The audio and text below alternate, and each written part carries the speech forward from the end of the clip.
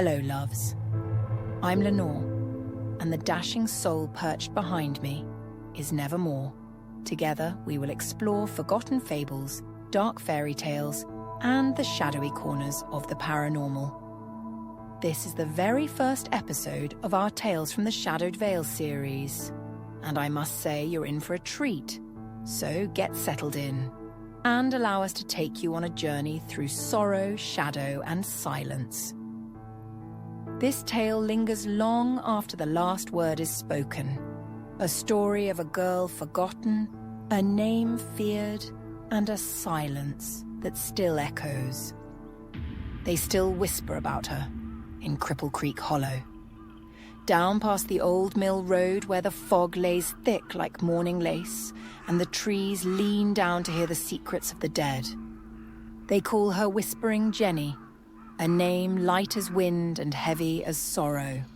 Once, long ago, there was a girl, Jenny Whitlock, a quiet thing, gentle-eyed and pale as creek water. She lived with her kin in a small clapboard house nestled at the base of the ridge. She was 15 at the time and the youngest of 7 children. Her daddy ran corn liquor, her mama stitched graveside gowns. Folks didn't come round much, but they all knew Jenny was touched by something kind. Then came the drought of 31. No rain for weeks. Crops yellowed and died on the vine. Tempers flared. Whispers thickened like the heat. With the corn all dying, there wasn't much left to make liquor with. Jenny's daddy knew he'd have to make a change if they were going to survive. Her mama's stitching couldn't keep the family fed on its own. Her daddy had friends in the area, enough to count on one of them knowing where a man could get work. But in his line of trade, he owed just as many favours to folks better left unmentioned.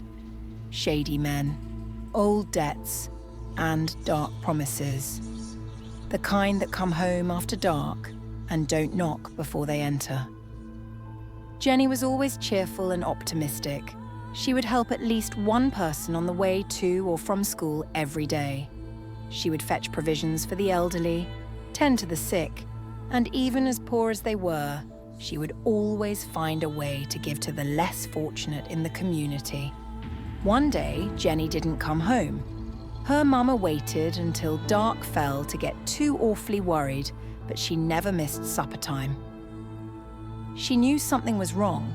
Her daddy wasn't home yet from his new job at the mill, so she rounded up her 2 oldest boys and they went out to search for her. They got word that she was last seen walking along the edge of Old Mill Road, barefoot, humming a hymn and grinning from ear to ear. But they couldn't find her. She didn't come home either. Not that night, not the next day, not ever. In the days after Jenny first disappeared, the family began to hear her voice, soft and sorrowful, calling faintly from corners of the house. They'd catch glimpses of her dress through the kitchen window or hear the front door creak when no one was there. At first, they thought it was just grief playing cruel tricks, but then neighbours began to speak of strange things too.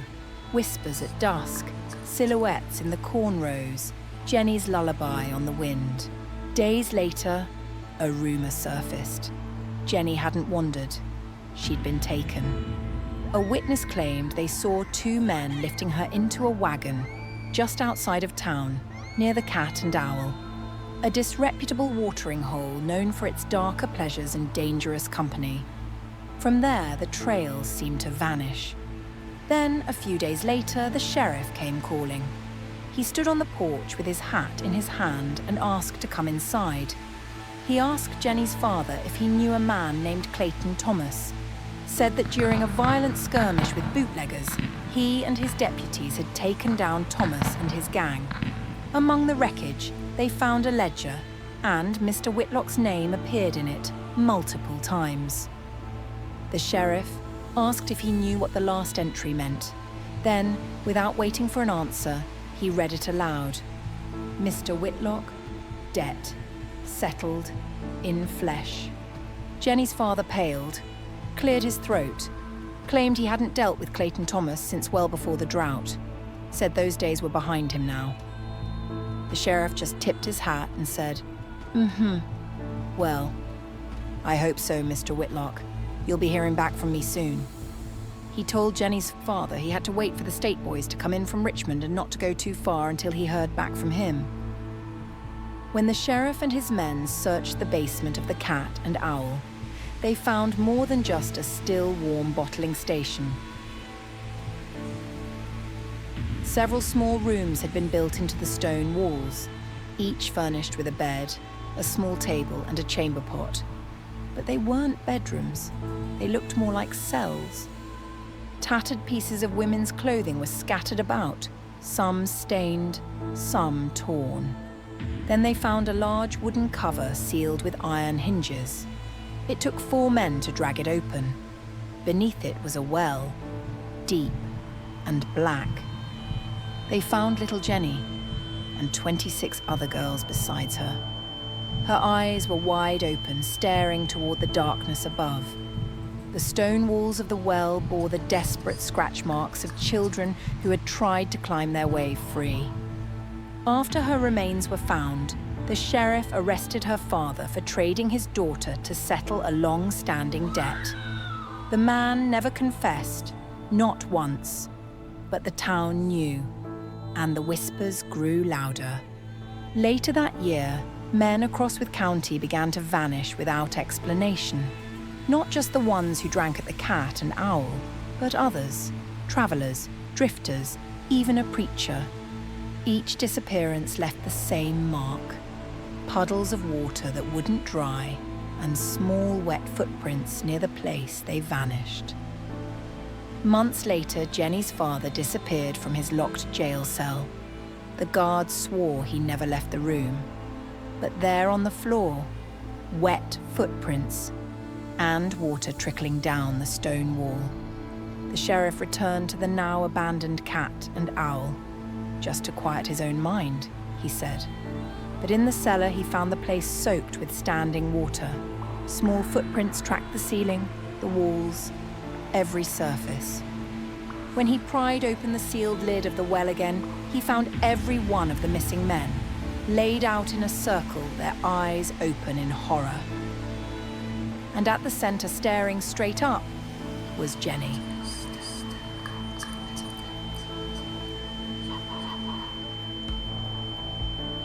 He was frozen in terrified disbelief. He had been at her funeral, had seen her body laid in the coffin and the dirt shoveled down. Yet here she was again, staring up at him, her wide eyes locked with his. Then, as if the world shifted beneath his feet, the glow of her eyes seemed to swell. The lantern light flickered violently, and for a moment, all sound vanished. Her reflection shimmered in his eyes, and then pulled him forward. The cellar fell away. Stone and shadow dissolved into mist as he was drawn through her reflection like a thread through a needle.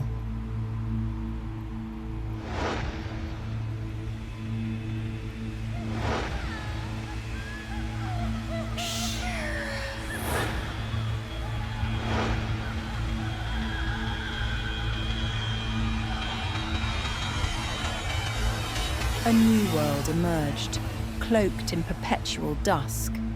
Was it a dream? A vision? Or had he crossed into a realm untouched by time, a place beneath the veil shrouded in memory and grief? He rose slowly, unsteady, the silence around him thrumming with unseen breath. The air was heavy, thick with sorrow, memory, and something far older than fear. Then he heard her, Jenny's voice, soft, sweet, and achingly familiar, echoing like a lullaby through the gloom. Sharon, I'm over here, Sharon. What is this place? Nothing's the same. Not even me.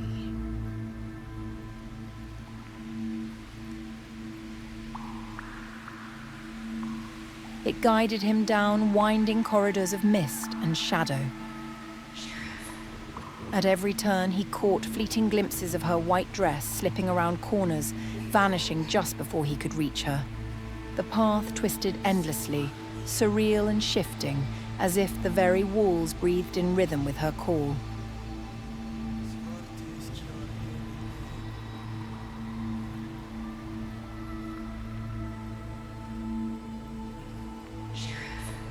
Then, at last, he came upon it. A great stone circle, standing upright like a well turned on its side, pulsing faintly with a crimson glow. At its center shimmered a barrier of rippling water, as if reality itself thinned. Just beyond the surface, he saw her, the silhouette of a girl he once knew, waiting on the other side. There she stood before him, Jenny, not as she was in the well, but as she had been in life. Bright-eyed, smiling, an outstretched hand beckoned him through a standing portal that pulsed like the mouth of the well. He stepped toward her, lost in her gaze, and crossed the threshold. The moment he touched her hand, her face withered, blackened, her hair hanging wet and rotted.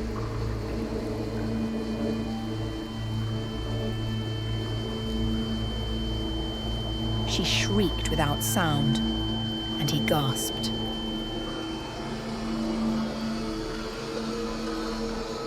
As he inhaled, her form turned to mist, dark and cold. He breathed her in like cigarette smoke. He could feel her heaviness in his lungs, in his very being.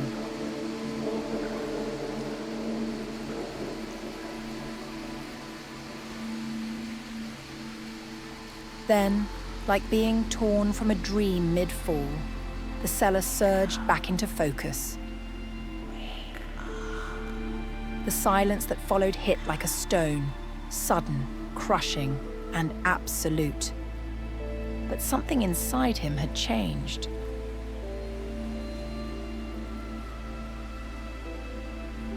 The sheriff said that in over 40 years wearing the badge in Wythe County, he had seen floods, murders, and unspeakable madness. But never anything like that. Not the footprints on the ceiling, not the men laid out like offerings, and certainly not the girl in the well who came back from the grave and whispered to him, in a voice colder than the stone beneath his feet. After that, the sheriff was never the same. In the weeks that followed, he became withdrawn, speaking less and sleeping rarely. Eventually, he fell into silence altogether, a non-verbal state no doctor could explain. He was taken in by his niece, who cared for him as best she could. But even she admitted that something still lingered in the house. She claimed she would hear voices whispering from his room late at night, though he never made a sound. When she'd check on him, she'd often find small puddles of water on the floor and little wet footprints leading nowhere, and never drying, no matter how long they sat. The sheriff's eyes would follow things in the room that no one else could see, wide and fearful, as though he was still staring into that well, into Jenny's eyes. They sealed the well again. This time, they filled it with concrete, built a chapel over it, planted a ring of dogwoods, and said prayers by candlelight. But the whispering never stopped, and men, every now and then, would still go missing. The same puddles of water and little wet footprints where they vanished. Even now, children in Wythe County know to come in before dark, to close the windows when the fog rolls down the ridge, and never ever follow the sound of a girl calling your name from the mist. Because Whispering Jenny never stopped looking for the ones who owed her, especially the men with darkness in their hearts, the ones who make their bargains in shadow and think no one sees. And some nights, when the wind dies, she comes for them. Silent as steam rising from still water, she pulls them down into the cold, wet darkness, where their screams echo through the stone and the water remembers. What the living try to forget,